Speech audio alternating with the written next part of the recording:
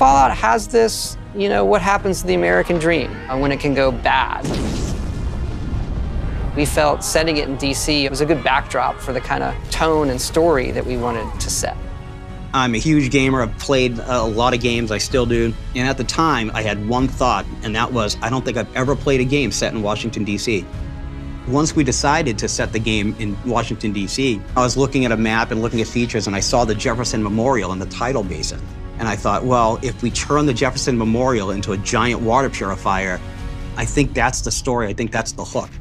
That's the mission, Project Purity, we called it. We've got these mutants and this government faction and all this, but at the end of the day, people need clean drinking water. Without it, they're gonna die.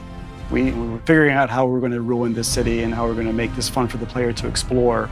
Our office is in the suburb of DC, so it was a short trip to go and check out the real sites. And there's a certain level of fun and creative satisfaction in taking the real environment you're living in and destroying it, basically. Taking like these iconic buildings in downtown DC and leveling them.